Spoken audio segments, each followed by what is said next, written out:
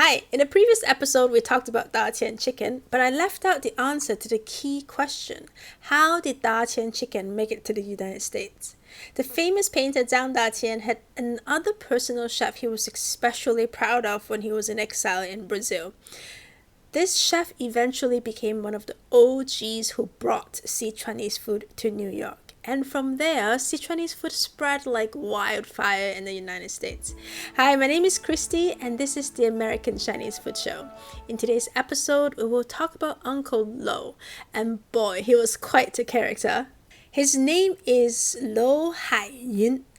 Born around 1919, he grew up at an orphanage run by a scholar in Chengdu, Sichuan. So despite being an orphan, Lo was quite cultured. He began his apprenticeship in the kitchen at the age of 8. He never finished primary school. Instead, he practiced his trade at restaurants in Chengdu, Chongqing, Shanghai, Taiwan, and Hong Kong. On a trip to Japan after the war, he met Zhang Daqian, who took him to Brazil. There, he worked for the painter for 7 years.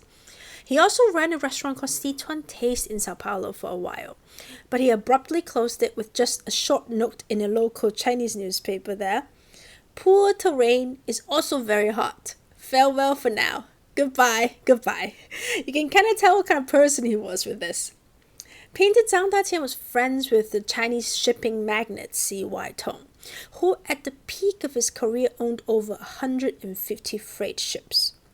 One day when C.Y. Tong was a guest in Zhang's home in Brazil, he told Zhang his plans of opening a Sichuanese restaurant in New York and that he was looking for a chef. Zhang immediately understood what he meant and told C.Y. he could borrow Lo. Tong later opened the Four Seas restaurant right next to Wall Street. The New York Times said the Four Seas was one of the earliest, if not the first, New York Chinese restaurant to serve the spicy dishes from the Sichuan province. Most literature claims Sichuanese food arrived in New York in the late 60s, early 70s. The Four Seas was opened around 1961. It was a haven for celebrities too. I.M. Pei, the architect, once brought Jacqueline Kennedy there. I don't know how true this is, but Zhang Daqian's grandnephew once wrote about how when Jackie O, after her meal at the Four Seas, asked to meet the chef. Uncle Lo went to talk to her in his chef uniform. When he found out she just wanted a picture, Lo went back to the kitchen to change into formal wear. But when the then Vice President LBJ went to the restaurant and asked for a photo, Lo refused and said LBJ could just tip more to show his appreciation. I have a menu here from the Four Seas. Judging from C.Y. Tong's published journals, the restaurant was never really a business for him. It's more like his private restaurant for folks he had business dealings with. The menu is very simple. Dark blue navy with gold paint. The gold is basically gone now after 60 years. A very extensive wine list in the back. There are some essential Chinese-American dishes like egg rolls, barbecued spare ribs, but there are also some hardcore Sichuanese dishes like prawns with chili sauce, fried fish in chili sauce, crisp skin fish, smoked duck. And here we are, Daqian chicken, more expensive than any other chicken dishes on the menu.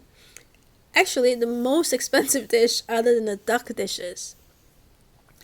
The Four Seas was not only one of the earliest to serve Sichuanese food. Famous restaurateur David Keh actually worked there as a waiter, and that's how he met Uncle Lo.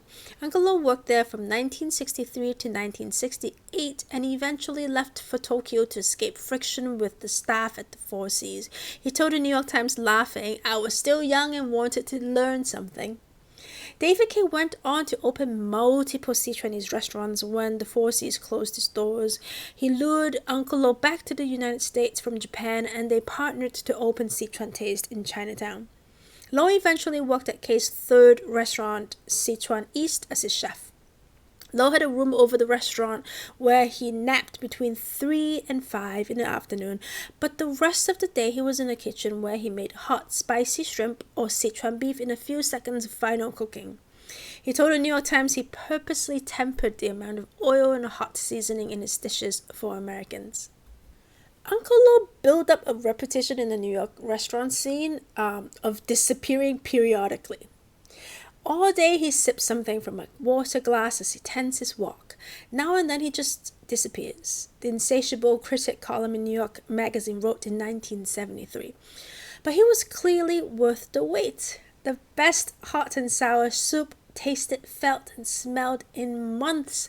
Prawns in garlic sauce were tender, gutsy, impeccably done, and barely cooked green beans were crisp in a spicy sauce of dark soy and minced pork. "Who's in the kitchen?" I asked some days later. "Uncle Lo," David Keh grinned. For the moment, Sichuanese may be better than ever.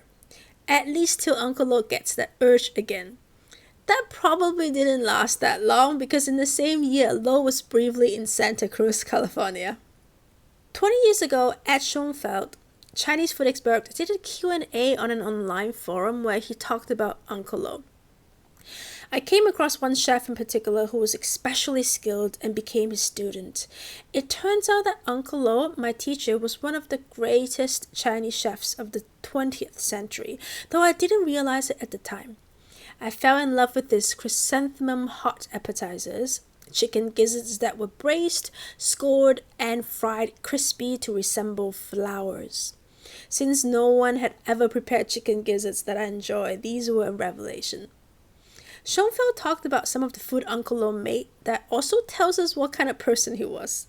Shrimp toast that were decorated to look like goldfish, while on the other side of the same plate he had pieces of fried fish that looked like shrimp. And we get to hear his version of the Daqian chicken origin story. Uncle Lo had spent many years cooking for the prominent 20th century Chinese artist Zhang Daqian. Have you ever ordered Daqian chicken in a Sichuan restaurant? Uncle Lo invented it. Properly made, this dish is composed of chunks of chicken still on the bone that is red cooked with dried shiitake mushrooms, winter bamboo shoots, and scorched dried red chilies. The cooking liquid is a mix of mushroom soaking liquid, chicken stock, rice wine, soy, a touch of sugar, ginger, scallion, and the dish is covered and wok braised for 5 to 6 minutes. The sauce is then reduced, thickened, and finished with a touch of sesame oil. This version of Daqian chicken is very different from the one Chen Kenichi provided.